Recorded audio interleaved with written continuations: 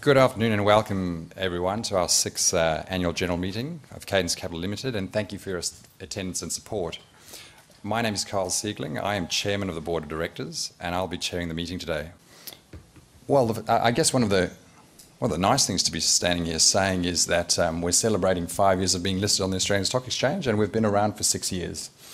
We've been lucky enough to outperform the All Ordinaries Accumulation Index over all years since listing.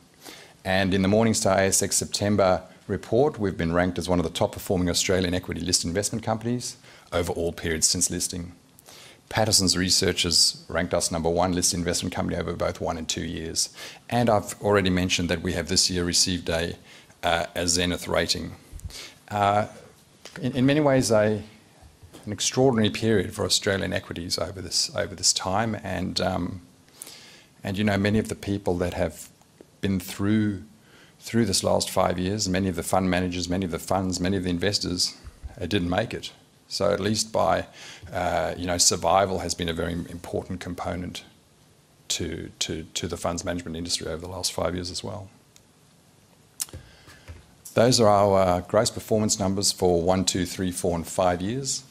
And I think one of the and in relation to and below in the slide below here, in relation to this gentleman's question, the share price performance here, the dark blue line shows the share price performance plus dividends compared to the All Ordinaries Accumulation Index. And All Ordinaries Accumulation Index is the index plus the dividends paid by the index.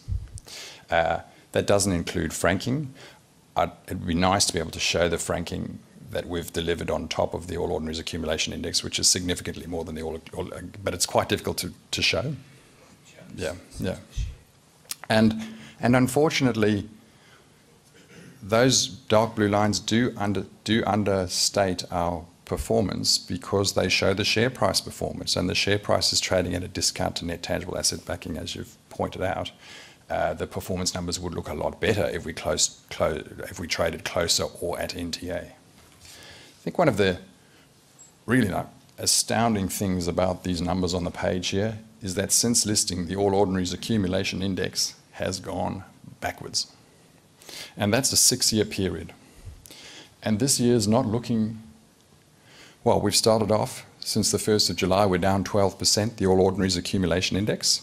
And so maybe we're going to have another year where performance is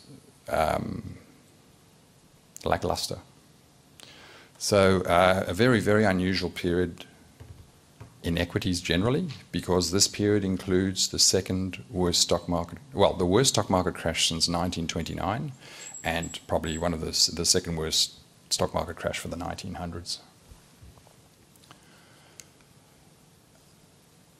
This is the Morningstar ASX publication that comes out monthly from the ASX, and Cadence Capital Limited is now included on that table.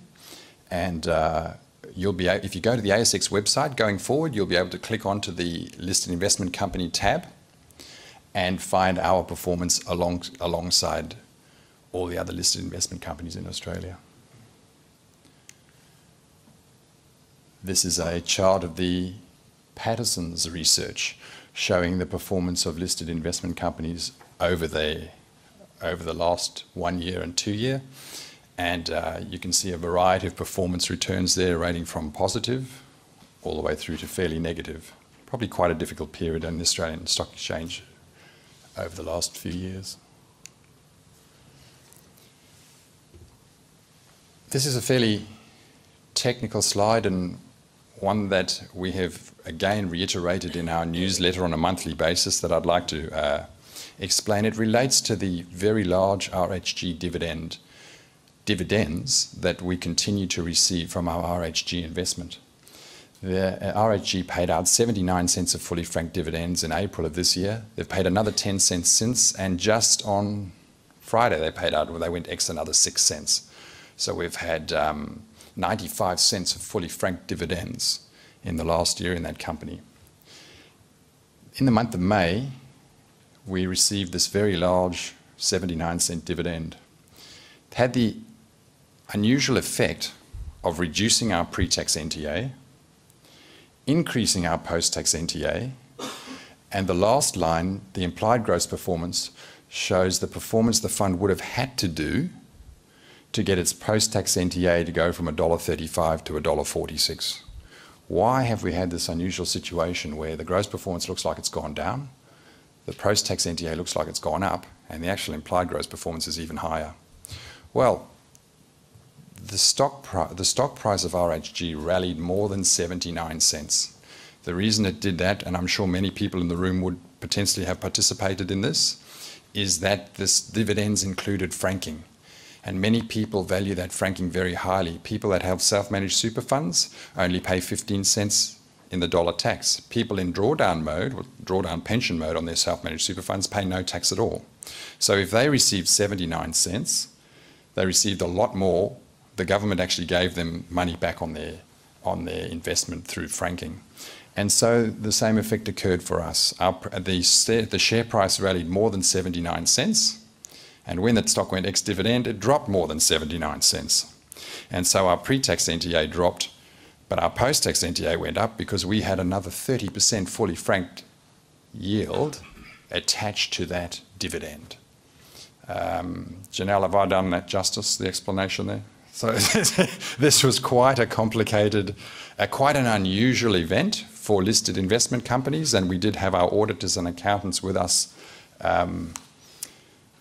holding our hands there for a while to get us through that phase. One of the consequences of that, which was that because the pre-tax NTA dropped by more than the post-tax NTA, the manager of the fund actually lost $800,000 of performance fees.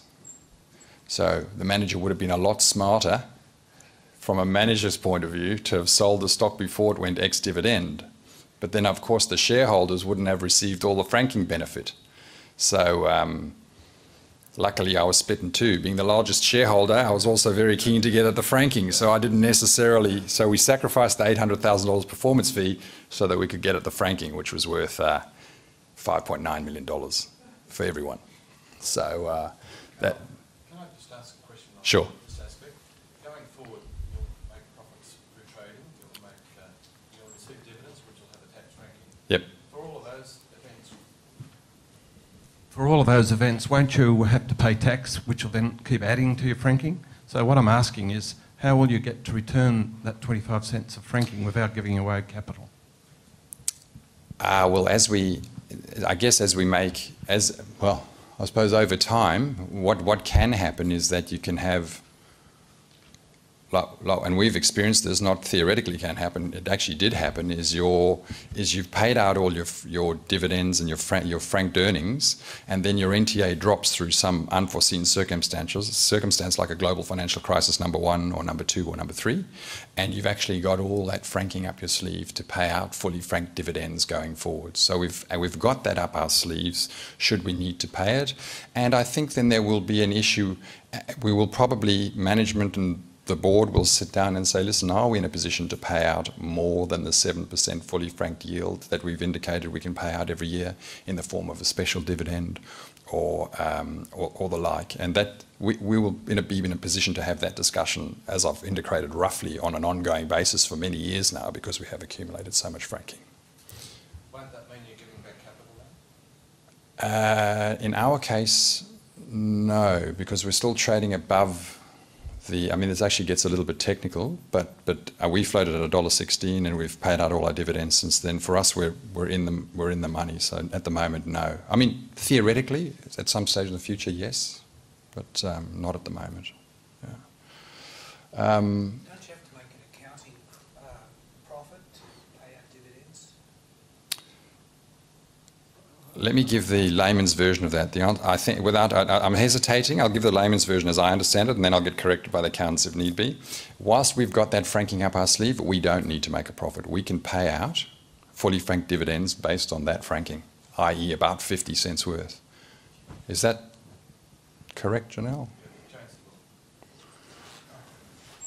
The change is recently, so as long as you're solvent, Yep. that's correct. Okay. And is that still up for debate since the Alesco case? They've only just released it. It was in the AFR this morning, a big article Yeah. So it's still in progress. And I think, Jeff, you were quoted in the paper this morning on this topic. Like, what is the... Cooking the chicken on the barbecue last night in the AFR rank. Had to make up something intelligent. So where's it at right now? In terms of paying dividends, was it June, nearly 2 years ago? Before that, you could only pay dividend if you had a reported profit in that period, or you had retained earnings. And they changed it to allow you to pay dividend on a solvency basis. So therefore, logic would follow that, as Carl was saying, is it really doesn't matter. You can pay a dividend whether you actually have a reported profit or not. So you don't have to have retained earnings to pay a dividend. And I think the general view was, if you had franking credits, meaning you'd paid tax at some point in time, then you could pay out fully franked dividends even though you didn't have retained earnings or a reported profit. Now the tax office, so that's one part of government, trying to allow companies to pay dividends, and then the tax office, of course, doesn't want to pay anything out. So they came out in June last year with a draft, it was a draft discussion paper or something like that, and that's when there was ambiguity. They were saying if you pay the dividend and it's from capital, it's not franked. Now the government's come out today and said it's trying to qualify that, and Cadence Capital's involved, and I think there was a question before, with all the listed investment companies are putting a submission in to Treasury just to get our message across. So, I mean, there's a bit of ambiguity there at the moment. And I think that's kind of where I got to the point where there seems to be some ambiguity around the issue, but where there is no ambiguity is that Cadence Capital Limited has huge amounts of franking stored within its balance sheet and can pay out a lot of fully franked dividends without earning any more profits. I was just trying to find a situation of this in Australia previously inside a listed investment company, and there was the Kerr Nielsen listed investment company that had a lot of franking stored inside its shares, and I think it's funny how times change, but at that stage, with all that franking stored up, I think he was trading at a 30% premium to NTA. So right now the market's not valuing all this franking that we have, but one of my jobs is to get out to the community, the financial community, the investment community, the self-managed superannuation fund community, financial planning community, and explain to them that there's a huge amount of franking sitting inside this company here. And there's a record of the dividends that we've paid out, and explains my hesitation in the 2008-2009 period in answering that question, because we were in a situation where we didn't have enough franking to pay out dividends. So, and that reduces certainty for investors around the fully franked dividends that they can expect to receive, especially people who have the money invested in their superannuation fund. That, of course, is no longer the case. And we've indicated we're paying at least a 7% dividend yield this year and going forward. And we've accumulated 22 cents of franking per share, which would allow us to pay 51 cents of franked dividends before earning any more profits. These franking credits provide relative certainty for many of our investors, as we've said a few times now. And this addresses the question of the bonus option as well. Each shareholder received a bonus option on the 15th of September, I think it was, 2011, at a $1.25 strike price, which can be exercised on or before the 15th of September 2012 to buy an extra share. 10% of those options have been exercised, and people that exercised those options before the last final and special received the 6 cents fully franked dividend. We announced that I've done that inside my self-managed super fund because I saw that as beneficial, because in the self-managed super fund I'm only paying 15% tax, so I get the other 15% back from the ATO. And the question that you asked on the shareholders, we have 115 new shareholders on our register in the last quarter. And we note that a number of these shareholders are in fact self-managed super funds. What have we done during the period? We've reduced portfolio exposure, to put it very simply. And you will see that during the 2007-2008 turmoil, you'll see in a previous period we've also significantly reduced exposure. and that during the recovery of March 2009, January 2010, we increased exposure to benefit from rising stock prices. And I'll reiterate once again that as the market starts reversing its gains and funds started pyramiding out of some of its positions, we've been reducing our net exposure. Conversely, when the market starts to perform again and go up and we see undervalued stocks, we will add to our exposure again. We'll come back to the slide in a different context. That's the beta that the market's generated, and that's the alpha. I mean, big words, but really, what are we trying to show here? We're trying to show that active management of the fund has done better than passive management or just being in the index. And there's actually been a little bit of a misconception about how we've been making money this year. People say, oh, well, okay, RHG, you guys, you've made a lot of money on RHG because you let your profits run and you let the, you just kept making money. Actually, we made more money in both years in materials because the materials and resources sector was very, very cheap before the recent rally. And then after the rally, we pyramided into our positions like we do, and we scaled out of our positions like we've been telling you we do for the last 7 years. And we've been lucky in that we haven't been a participant in the materials or the resources boom that's supposedly going on whilst the share prices have been falling 30 or 40% this year. So, and the other reason I really like this slide is because people say, oh, in finance you let your profits run, you cut your losses. Everyone says that, right? So, but sometimes people don't do it. They think they're doing it or they like the idea of it, but you can see how much greater our profits are from letting them run and the disciplined approach to cutting losses. Up the top you can see the areas we've lost money in. And hey, we've lost money in a lot of sectors over the last 2 years, but we've lost small amounts of money. It's that disciplined control approach to risk that has managed to get those returns.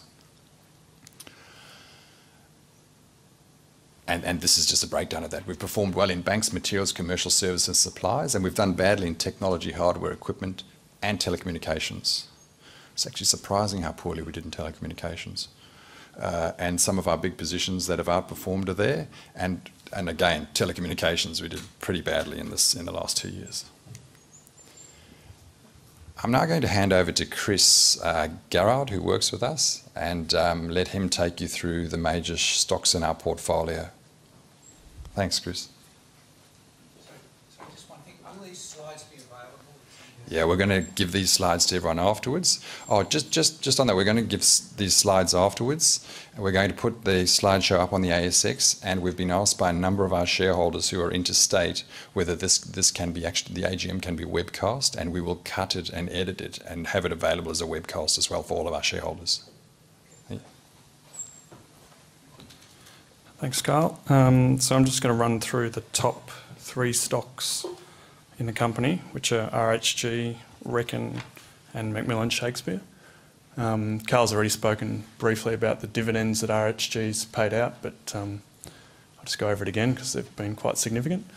So last Friday RHG went ex-dividend on a 6 cents per share dividend with 2.57 cents of franking attached. In September they paid a 10 cent per share dividend with 4.28 cents of franking attached.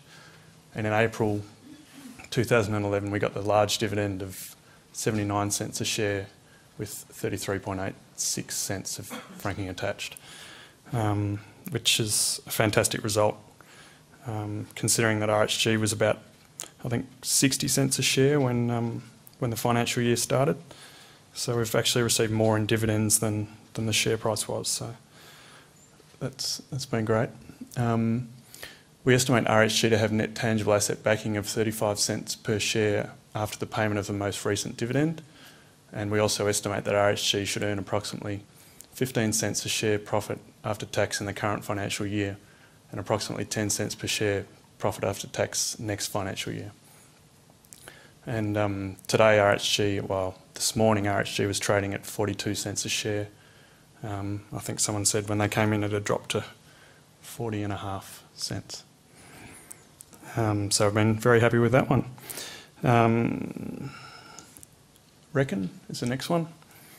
Over the last financial year, Reckon shares rose from $2.05 to $2.28. outperforming the overall market over the same period. Reckon released their half-year results in August. Earnings per share are up 7% to 6.8 cents per share for the half year, which was in line with expectations. At the same time, Reckon also announced a share buyback of up to 10% of their shares, which suggests management have confidence in the company and believes that the shares are undervalued. We believe Reckon's ability to consistently grow earnings in varied economic conditions will continue to underpin its share price in the future. Since the end of the financial year, Reckon shares have continued to perform well and are now $2.50. So Reckon's been one of the stocks that's been in the portfolio for the longest, and year after year it just continues to do well, so that's been good too. And the last one's Macmillan Shakespeare. Over the last financial year, Macmillan Shakespeare shares rose from $4.69 to $9.58, significantly outperforming the overall market over the same period. After the end of the financial year, there was talk that the tax summit in October could propose changes to the tax system that would negatively impact Macmillan Shakespeare, and their shares fell to a low of around $7 by early August. During their results presentation on the 31st of August, Macmillan Shakespeare stressed that the government had dealt with the tax issues that may have had an impact and that no change was expected.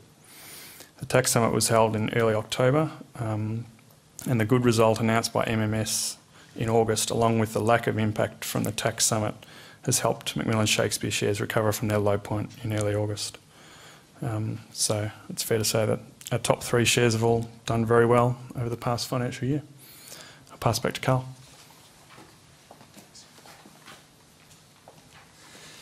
Thanks, Chris. And just by way of a more detailed introduction, Chris Garrard's been working with us now for 4 years and is now taking responsibility for a number of positions in the portfolio, and I'm pleased to say has been doing that very important thing in funds management, which is generating alpha or outperforming the All Ordinaries Accumulation Index. Before I go now, and normally we go on to conclusions and what we expect the market's going to do over the next 12 months. And when I started doing this year, I thought, geez, like, what are we dealing with here? So let me go through some of the observations first before I give you the conclusions, because you may have different conclusions from these observations. I'm not sure. Fund fashion, what's trendy? So at the top, at 7,000 or on the way up to 7,000, what was trendy? Leveraged long-only funds, 130-30 funds. People don't know what they are. They're 100% net long, but they just have even more exposure. They've got 160% exposure, but they're 100% net long. Property, trust and infrastructure. Remember the days when people were buying property, trust and infrastructure for yield? Yield was pretty good, yeah. So anyway, that was at 7,000. Then the stocks dropped. Then the market fell to 3,000. Then what was trendy at 3,000? Well, cash. If you're in cash, that was a good thing to say at a cocktail party. And people were wanting to do market neutral funds. What did that mean? They wanted you to be as long as stocks as you were short and kind of replicating a bond. They wanted you to replicate a bond but in equities, and that was popular for a while. And buy right funds were pretty popular back then as well, where you bought a stock and you wrote a call option against it. In fact, I remember during that AGM that year being asked why we weren't doing buy rights by one of our shareholders. So that was at the bottom, and then of course the market went up 60%. So what's popular now? So now the game is S&P replication strategies. Exchange traded funds are getting a lot. You would have heard a lot about exchange traded funds and how cheap they are and how they replicate what you want at a low price. And low cost funds. Not low return fund, not low return funds, low cost funds. So I think they still mean high return funds but low costs. And then there's another one here, dynamic asset allocation. I'll put that in red because I like to spend a little bit of time on that. It's a big word for, in my case, going between cash and equities. That's how we interpret that word, those words. But so what's trendy? So at the top, all the things you wouldn't want to be, and they were trendy. At the bottom, all the things you wouldn't want to be are trendy. And right now, these things, these S&P application strategies, all this type of stuff, all low-cost stuff that all allow you to get into the index, which is oscillating wildly. Like you're getting huge volatility in the index at the moment and no return. Is that where you want to be? I would argue probably not, but you know, time will tell. But this one, this dynamic asset allocation one, which is getting a little bit of press lately, is one that I am interested in. But I don't want to call it a big word like that. I just want to call it when you move from cash to equities or equities to cash to protect your wealth and to protect your financial situation, which many of you have been here many years. You would have heard me saying this time and time again. As the largest shareholder, I want to be able to protect my assets in bad times and make money in good times. But the industry seems now to be thinking this is quite good too. But I don't know what they mean by dynamic asset allocation. I think they used to say we like to put money in small caps this year, large caps next year, buy right this year, 130-30, and then leave it for a year or two to see how it goes. But maybe if they look at it more often now, maybe twice a year or 4 times a year, they're being more dynamic. So my view on dynamic asset allocation is we're doing it every day. We're out visiting companies every day and making decisions whether we're going to be in equities or cash every single day. And so I think the correct implementation of that strategy probably has, to me, has some credit. And we've been doing it for 7 years. Investment choices. So this advert was in the paper. This house is going to go between, this is in Sydney, Surrey Hills. It's going to go between $900,000 and $1.1 million. It's 2 bedrooms, 1 bathroom, single family home. It's on 80 square metres of land. It's near a school. I've said it's going to go for roughly $1 million. And that's the house there. It's the one with the, it's the one on the one in the middle, really. It's a little, I think it's a workers' cottage in Surrey Hills. So this one here is a $5 million house in California, Beverly Hills, but not just Beverly Hills, it's in Bel Air. And if you live in Beverly Hills, you want to live in Bel Air. It's 5 bedrooms, 7 bathrooms. It's got a quadruple garage, a swimming pool, a tennis court. No, this one didn't have a tennis court. There's ones, if you want a tennis court, you can get one with a tennis court. And it's near a school. And this one didn't have a ride-on mower included because I don't think, but there were others there. It depends on whether, it depends on what you want. But if you want a ride-on mower, they'll include it. Okay, so, so this is California, the 6th largest economy in the world. And this is your choice. You can pay $1 million in Surrey Hills or $5 million in California. You pay 7% interest variable in Sydney. That's costing you $70,000 of interest. You pay 3% fixed for 20 years in California, which is costing you $148,000 of interest. It's not tax deductible in Australia because you're living in it. It is tax deductible in California because you're living in it. And that means that your after-tax cost in Australia is $70,000 and in California, $74,250. Sold. Okay, now which one do you want to live in? So it's up to you. So, okay, why have I put this in here? Because I've actually got sick of going to Macquarie Bank's affordability presentations with their property trusts and them telling me that property on the west coast of America is not as affordable as property in Sydney. All right? Because I say that that's the same affordability, but one house looks quite a lot different to the other. Something else about this, which is about not wealth or investment, but about consumption. If you're having difficulty working out which one you'd like, I'm going to give you another compelling reason. If you take this Californian one in Bel Air and you're living the dream, should it all go pear-shaped or go wrong, you've got the postbox put option. You put the keys in the postbox and you walk away. No harm done. If it goes wrong in Surrey Hills, you're bankrupt.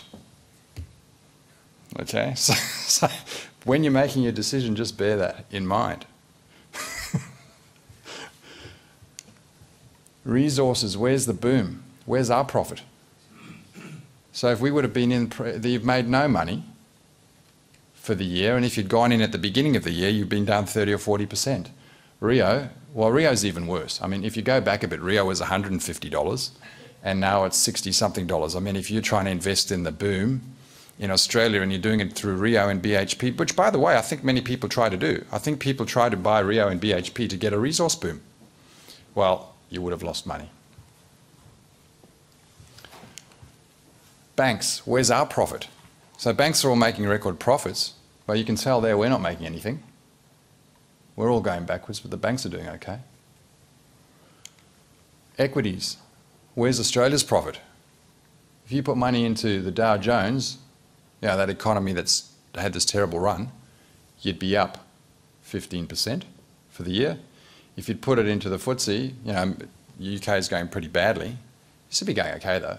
If you put it into Australia, you'd be losing money over the last year. This economy that's booming and doing so well. Now I know, if you adjust it for Aussie dollars and you do all that stuff, but the fact of the matter is we're living here. So you're losing money.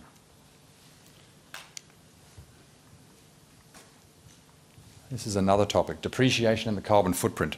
So I was at Macmillan Shakespeare's presentation, and they showed this, and I mean, this is kind of, we should know this stuff, but we don't. A typical fleet, the biggest cost it has is depreciation.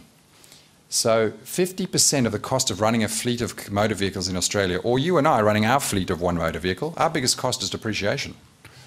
And actually the biggest environmental cost of the whole motor vehicle equation is also depreciation. It's not the fuel. To get this car built is using so much energy that you'll never ever recover it in the fuel you're using, whether it's hydrogen, oxygen, electric, whatever. So the big challenge there is, if we can just hang on to our cars for 6 years instead of 3, we can solve a lot of problems. And actually with the money that you save on depreciation, you can buy some more Cadence Capital Limited shares. And then another one that I've put in there that I like people to have a look at is TED TV, which if you're not watching TED TV, the little 10-minute speeches, it's just fabulous. Hans Rowling and the magic washing machine. And the argument there being that people are looking to, everyone says, oh, they're environmentally friendly and they cycle to work and everything, terrific, but who's washing their clothes by hand? Because the washing machine is the thing for the emerging economies, that's the thing that saves them so much time and really affects their quality of life. And if everyone has a washing machine, that has a huge consequence on the environment. And the second component to that is if people in the emerging economies are going to buy washing machines, they can only afford a certain amount. They can't afford to pay top price for iron ore. They can't afford to pay massive prices for plastics, which are petroleum-based, etc. They have to get the washing machine cheaply, otherwise they can't afford it. Is this as good as it gets in Australia? Bricklayers are earning, in Sydney, are charging $45 to $60 an hour, which is $360 to $480 a day. In London, they earn £90 if they're in a union, and £70 non-union. Casual staff in Sydney earn $18 per hour on the weekend, if you can get them, and €4 in Paris. A car wash in Santa Monica costs $6.99 plus tips. A car wash at Westfield Bondi Junction is between $35 and $70. I defy anyone to get out of there for $35 because they almost say they're not going to wash it for $35. You need a personal trainer, Nike Cross trainers, an iPhone, GPS watch, and dual breathable clothes to go running. You never used to. But I hope that if you are buying those things, at least you're buying them online and you're getting them for between 30 and 50% less than they're going for here. Basically, the bottom line here is, I mean, I'm trying to be careful, is be vigilant for signs of a boom and excesses. And here's just another version of it. Occupy Wall Street, rising income inequality. In 1929, those swinging, booming 1929, when, you know, the rich were rich and they were consuming 25% of, the top 1% were making income of 25% and consuming about 25% of all consumption. That dropped to about 8.7% in the late 70s, and it's back up to record highs. The top 1% are consuming 25.6% of the consumption in America. The patterns look kind of similar around the world, maybe a little bit more extreme in America. But what's interesting is we've had GFC, we've had the bust, but the consumption numbers have gone higher, not lower. And you know, just observing, I mean, people might not be analysing this trend, the masses, but they're certainly feeling it. Solving the debt problem. In 2007, the US government had $8 trillion of debt. In 2011, they had $14 trillion of debt. Next year, they'll have $15 trillion of debt. Come on, Europe, double up to catch up. It's like, I mean, it's not funny, you know. I mean, so what that is, that picture there, that's $1 trillion. That's a football field in America with $100 bills, B-decker. It's the height of a double B truck, and that's $1 trillion. they're going to have 15 trillion of that debt by next year, and unpaid liabilities of 116 trillion. Europe's saying, my interpretation of Europe at the moment, everyone, there's a lot of very clever minds working on writing about Europe at the moment, but Europe's saying, I think that Angela Merkel is saying that the housewife knows to consume less than the household earns. She's advocating consuming less than you earn at a household level. Seems quite logical. This is it, solving the debt problem, you double it. Not sure about that one. So outlook. So against that backdrop, so what have I said? Bottom-up stock-by-stock analysis combined with pyramiding into recovering share prices has worked well for the fund this year. And more recently, holding high levels of cash and quasi-cash has worked well for the fund in a falling market. Stocks with strong recurring cash flows should continue to perform well. And stocks with poor cash flow, and particularly cash flow of a cyclical nature, will continue at best to be volatile. Expect mergers and this is an interesting for us. Expect mergers and acquisitions activity as company directors and management chase earnings growth through acquisitions using low-cost funding and debt. When you're trying to short stocks or make a profit from the stock, if you going to lower prices, it's quite a risky strategy in this environment. Be on the lookout for signs of inflation, because if you're pumping money into the economy at low interest rates, then you can get bubbles of inflation. And look for assets that perform well during periods of inflation that are not already displaying bubble-like characteristics. So we've already, that's tough. It's a tough thing to do, but it's possible. And the stock market is a good place to look. And as usual, patient investors with a defined and proven strategy have a higher probability of success than those that are not following a strategy and just moving from one type of investment to another as the wind blows. So, where does that leave us? That leaves us with, at the moment, there's a lot of turmoil going on again, as there was during GFC number 1. We're holding a lot of cash, and we are optimistic that what's happening in the world will once again create investment opportunities, as it always does. There will always be investment opportunities. What you don't want to do is be forcing the issue on a daily basis. And I notice in our office at the moment, we come in of a morning, the phone rings non-stop, we've got a placement, we've got an IPO, we've got this is happening, that's happening, and it's fantastic. They're selling like hotcakes, and we want to get it done before Christmas. So it's one of those, the market is pushing hard to raise money and get money and try and access money at the moment as stock prices fall. I mean, logically, we don't want to participate in that. If a market's falling, there's no hurry to be buying stocks. Quite a generic conclusion for the year ahead, but in between all of that, we will hopefully find investment opportunities, as they always exist, and actually in these very uncertain times is when you do find them. Well, ladies and gentlemen, that's the summary. Are there any questions around our portfolio or the market in general or European debt? Nigel? It's terrific performance, and I congratulate you on that.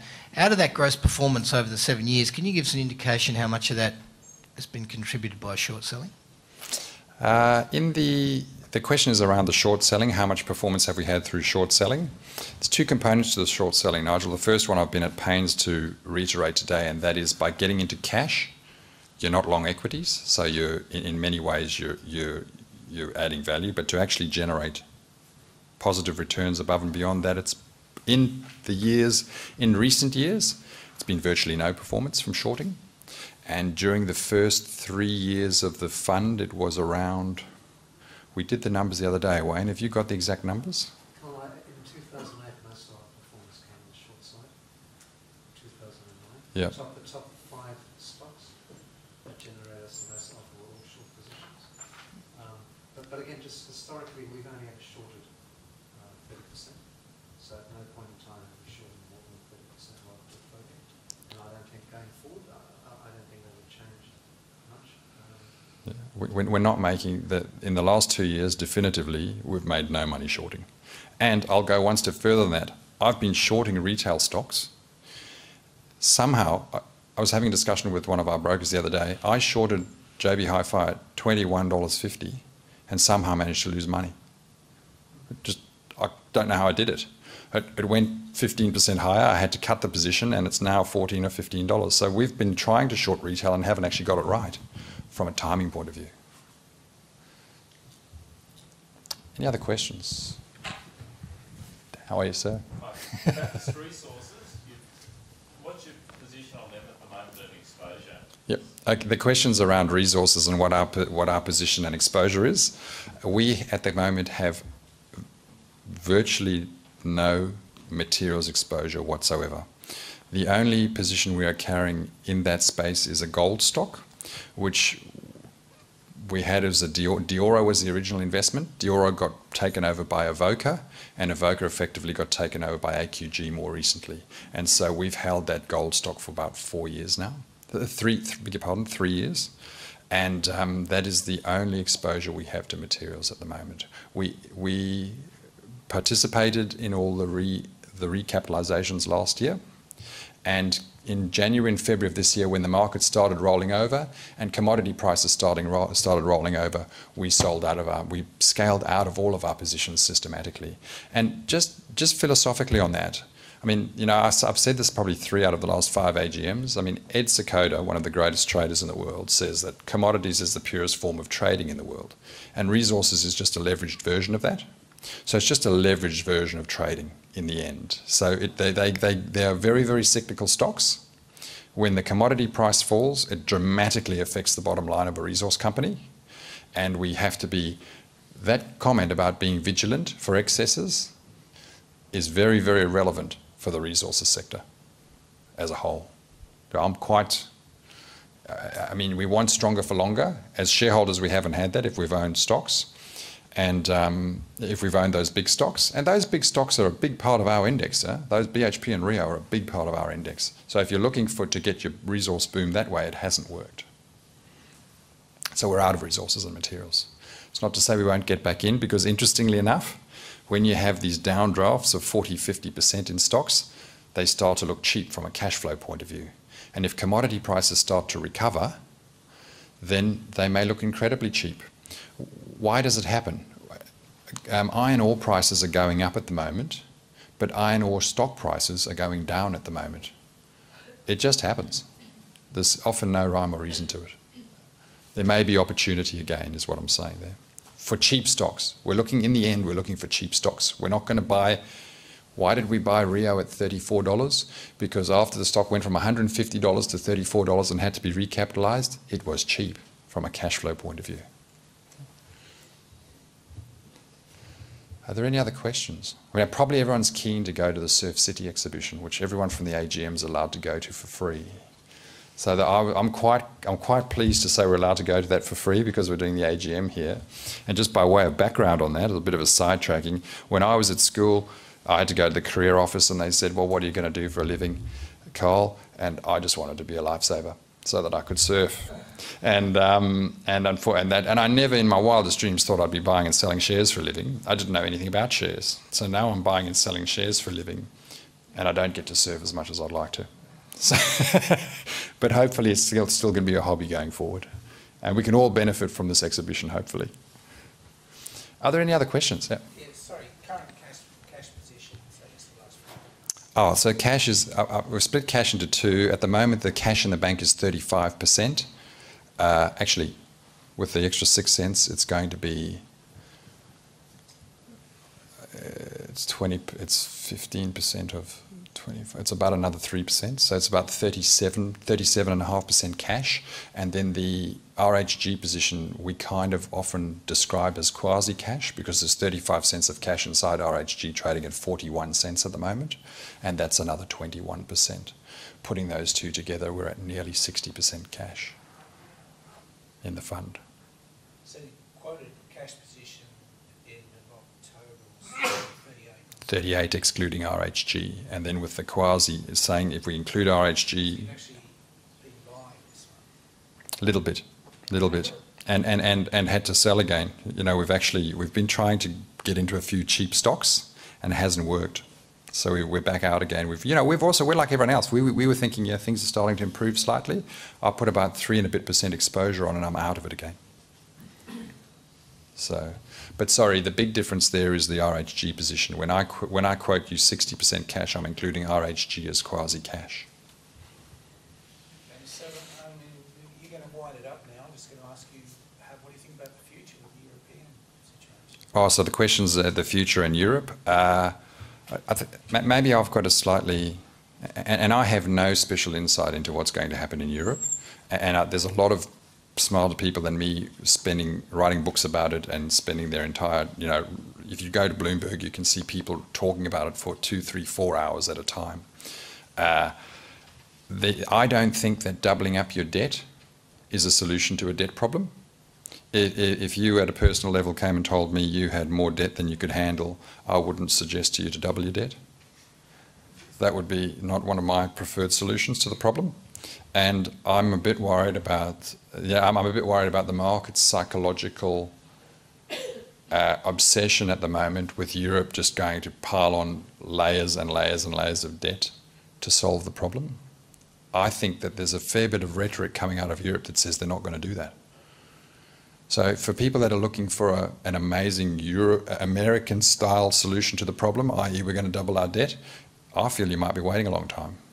I don't think they're going to do it.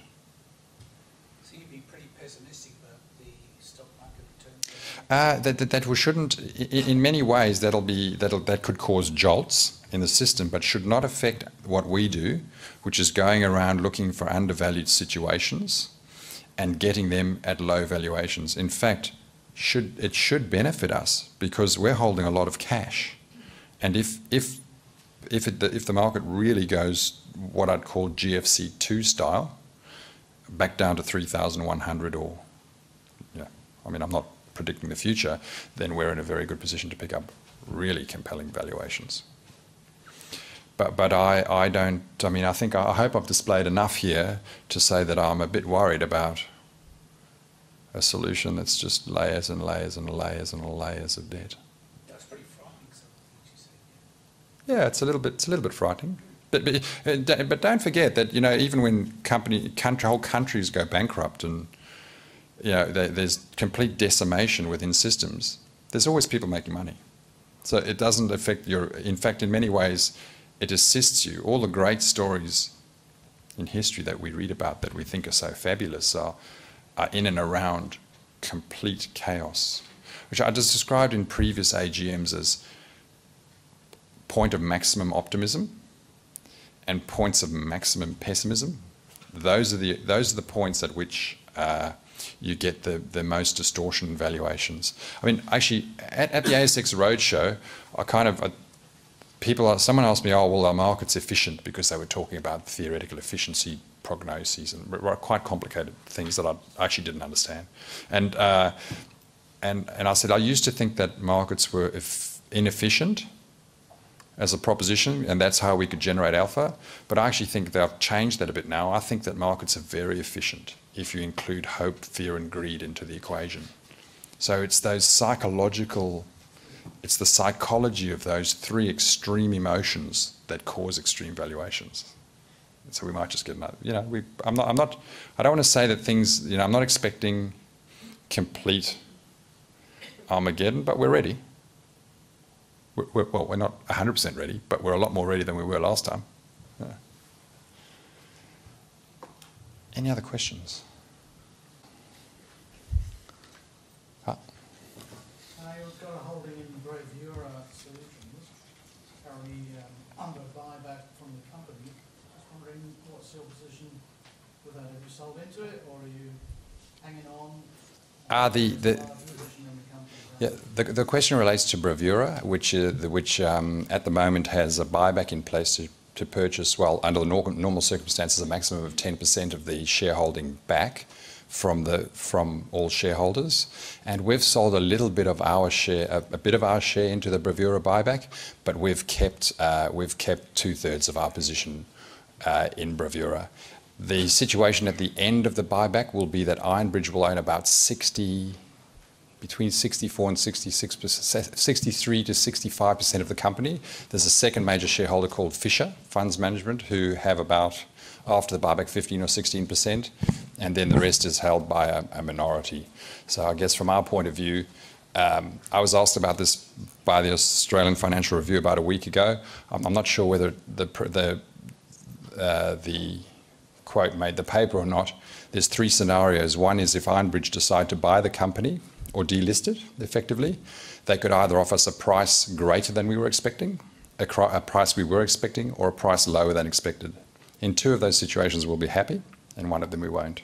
So we'll, in the third scenario where we get a price that we're not pleased with, we'll obviously be quite vocal on that.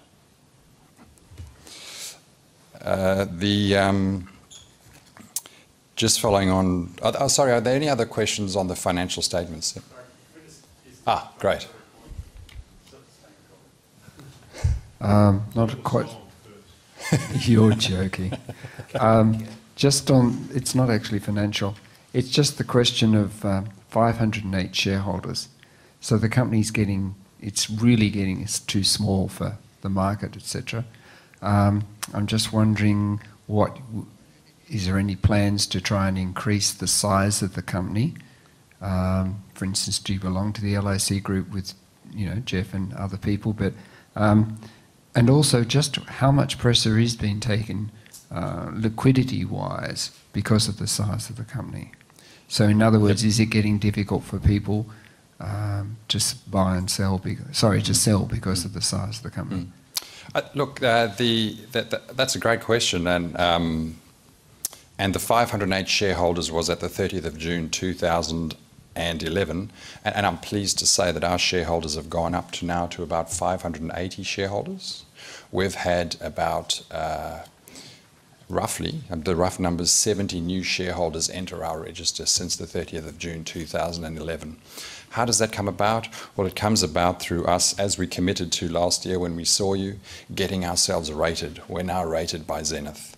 Getting ourselves on roadshows, ASX roadshows, with the listed investment company community. I've been on 3 of those roadshows this year. Getting out and talking to financial planners and participants in the marketplace. Getting out and improving our newsletter and giving as much clarity as we can that not only are our shares trading at a discount to NTA, but we also have another 20-something cents of franking up our sleeve that can guarantee a 7% fully franked yield for at least the next 7 years without earning any additional profits. These are all things that I acknowledge, like as one of our... I probably naively thought when I started this business that my job was to invest the money. And I've realised that is one of my jobs. Another job that I have is to get out there and tell people about us and show them what Cadence Capital Limited is and show them what we do. And I think that we, to some extent, maybe for the first time this year, have had a measure of success doing that. Now, the second part of that question is, does liquidity make it difficult for people to sell? It does.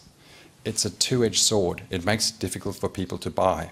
We have had a lot of calls for people wanting to buy significant amounts of stock in the last 3 to 4 months, and of course they're finding it difficult. But I mean, how difficult is it? Really, all you need to do in both situations is be the best bid on the screen in the case of being a buyer, or be the best offer in the screen in the case of being a seller.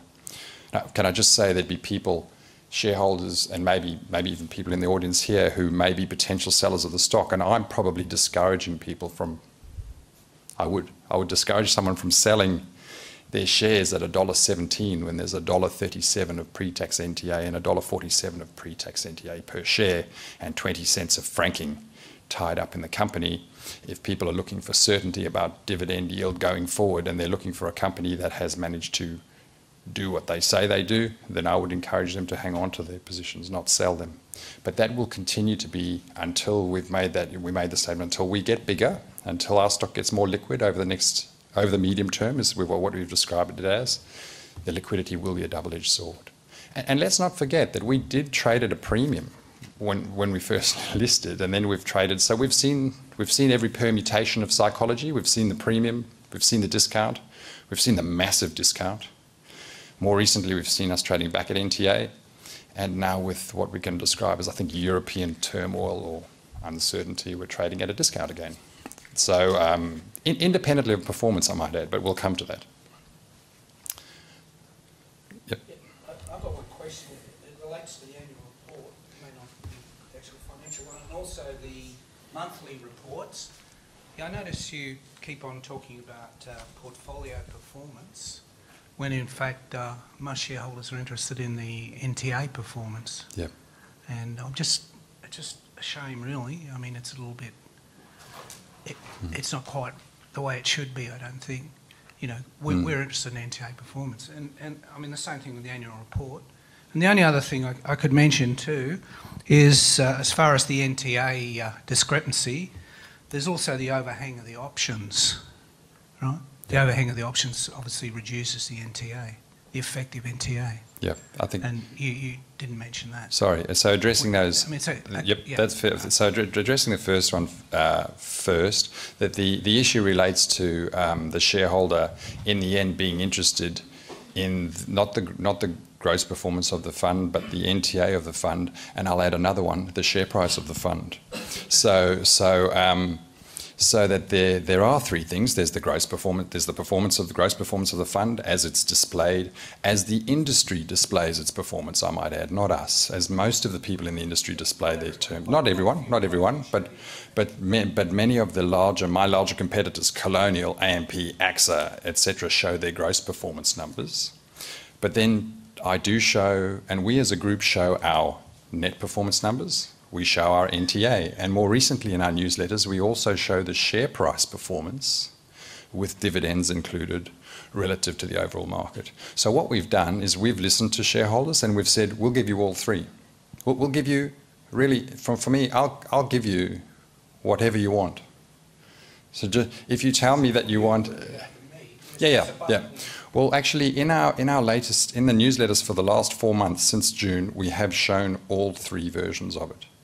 And so I hope that goes some way to addressing that issue. But if it doesn't, please let us know. In particular, let Wayne and myself know, because we've been trying to address this issue in the newsletter to give every permutation of that. And we use it again here. So when we come to it, I will explain it, hopefully, in more detail.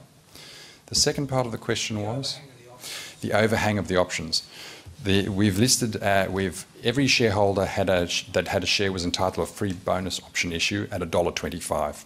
So the gentleman is correct here in terms of that was quite a short version of the answer that I gave there. If you have a share NTA of $1.37, let's say, or let's make $1.35 for convenience, an option of $1.25, then the blended rate of your share and your option is actually $1.30, the diluted NTA, if everyone exercises their options by September next year. That's a presumption, but let's just say the most dilution.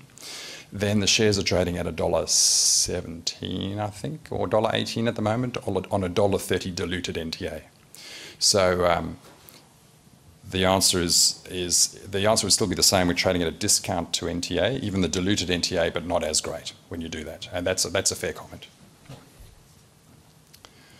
And actually, so to address that in the slides with the newsletter going forward, we've actually shown the dilution, including the shares and the options. So we have addressed the issue, but we can show it in any format that shareholders would like. It won't change the fact that we're trading at a discount to NTA at the moment. Yeah, unfortunately. Well, not fortunately if you're buying in, like I am. Oh, I mean, that's sure, for any incoming buyer, it's buying at a discount to NTA is far superior to buying NTA, or in some cases a premium to NTA. Yeah. Any other questions? Oh, great. Well, let's wrap up proceedings and get out to the Surf City exhibition.